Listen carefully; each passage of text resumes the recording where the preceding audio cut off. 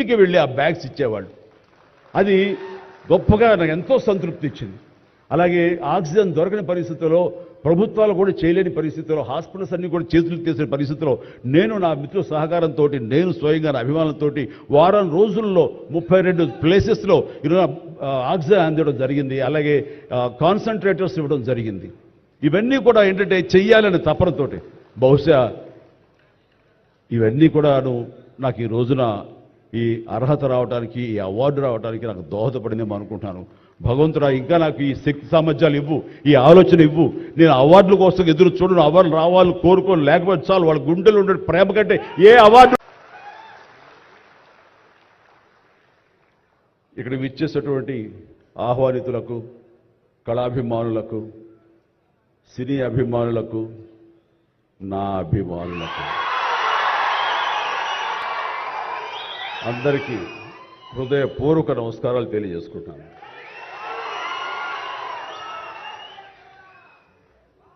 నాకు నిజంగా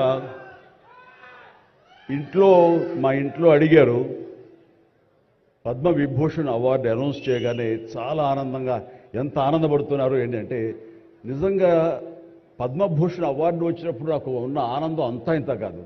కానీ ఇన్నేళ్ల తర్వాత ఇప్పుడు ఈ పద్మవిభూషణ్ అవార్డు వచ్చినప్పుడు నిజంగా అంత ఉత్సాహం లేదు. ఏదో వచ్చింది, సంతోషం, గౌరవంగా స్వీకరించాలి, ఎంత ప్రజాభిమానం అని అనుకుంటూ ఉన్నాను. కానీ ఆ తర్వాత తరలి వచ్చేటువంటి వివిధ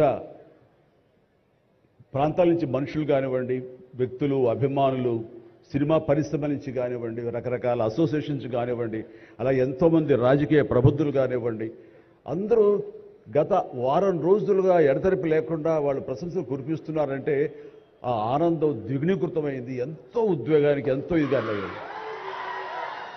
అవార్డు ఇవ్వని అభిమానం, అవార్డు ఇవ్వని ఉత్సాహం, ప్రోత్సాహం మీ కరతాళ ధ్వనుల ద్వారా, మీ ప్రశంసల ద్వారా ప్రతి ఒక్కళ్ళు మనసారా ఆశీర్వదిస్తుంటే చాలు, ఈ జన్మ, ఇది పూర్వజన్మ సుకృతం, ఎప్పుడో చేసుకున్న పుణ్యఫలం, మా అమ్మానాన్నలు వాళ్ళకి జన్మించేందుకు వాళ్ళు చేసిన పుణ్యఫలం నాకు ఈ విధంగా సంక్రమించిందంటూ నేను నిజంగా మనసు స్పందించి అలా భావిస్తాను. అదే మీ ముందు ఉంచుతున్నాను.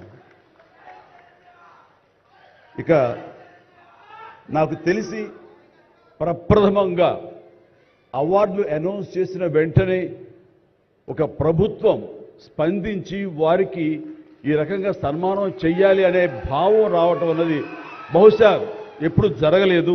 ఇదే మొట్టమొదటిసారి జరిగింది.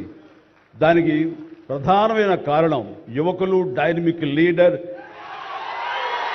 మన ముఖ్యమంత్రి రేవంత్ రెడ్డి గారు, అలాగే వాళ్ళ సహచర మంత్రి వర్యులు, వీళ్ళందరూ ఒక్కడిగా అనుకుని స్పందించిన మనసుతోటి మన వాళ్ళని మనం గౌరవించుకోకపోతే ఎలాగ గౌరవించుకోవాలి అంటూ అన్నది నిజంగా చెప్తాను. సభాముఖంగా వారికి నా హృదయపూర్వక ధన్యవాదాలు తెలియజేస్తాను. అంటే సన్మానాలకి ఇక్కడ నేను కానీ, మన వెంకయ్యనాయుడు గారు కానీ, ఇతర పద్మ అవార్డీస్ కానీ ఎవరు కొత్త ఏం కాదు. వాళ్ళు రకరకాలుగా విధాలుగా వాళ్ళు సన్మానించబడుతూ ఉంటారు. కానీ సరిగ్గా ఇలాంటి సమయంలో ప్రభుత్వం ముందుకు రావడం అన్నది వారు ఈ కళాకారులకి, కళలకి వారు ఇస్తున్న ప్రాముఖ్యతకి నిజంగా మనస్సు స్పందించి నేను నా అభినందనలు తెలియజేస్తున్నాను. ఇందులో భాగంగా నిన్న మొన్న ముఖ్యమంత్రి గారు అనౌన్స్ చేశారు, ఇక్కడ నంది అవార్డ్స్ అనేవి ఒకప్పుడు ఇస్తూ వచ్చాము.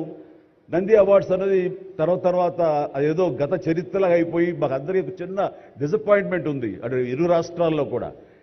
అరే, కళాకారులు ఇంత నెగ్లెక్ట్ చేస్తున్నారు, ఇంత నిర్లక్ష్యపరుస్తున్నారు, ఎందుకు ఉత్సాహపరచట్లేదు? అది పెద్ద గొప్ప విషయం కూడా కాదు అది. అండ్ అది ఇస్తే కనుక చాలామంది చాలా ఉత్సాహం ఉంటుంది. ఆ ప్రోత్సాహంతో మరింత ముందుకెళ్తారు. తద్వారా ఎన్నో సినిమాలు కానీ, నాటకరంగం కానీ ఇవన్నీ అభివృద్ధి చెందుతాయి. తద్వారా ఎంతోమందికి ఎంప్లాయ్మెంట్ కానివ్వండి, ఎంతోమంది ప్రోత్సాహం కళాకారులు ఇంకొంచెం రావడం కానివ్వండి. ఆ రకంగా ఈ రోజున చూస్తే కనుక మన సినిమాలు ప్రపంచవ్యాప్తంగా ముందుకెళ్తున్నాయంటే అలాంటి ప్రోత్సాహం, అలాంటి ఉత్సాహం ఉండబట్టే. సో ప్రభుత్వ పరంగా కూడా అలాంటివి ఉంటే కనుక ఇది మరింత ముందుకెళ్ళడానికి అవకాశం ఉంది. అది గుర్తెరిగి ఈ రోజున ఆ అవార్డులు మళ్ళీ మనం రెజ్యూమ్ చేస్తాం, మళ్ళీ తిరిగి మళ్ళీ ఇస్తామని ఆ నిర్ణయం తీసుకోవటం, దానికి పేరు ప్రజాగాయకుడు. జీవితం అంతా కూడా రెవల్యూషనరీగా మార్పు తీసుకురావాలని ప్రయత్నించే నిరంతర శ్రామిక కళాకారుడు శ్రీ గద్దర్ గారు. గద్దర్ గారి పేరున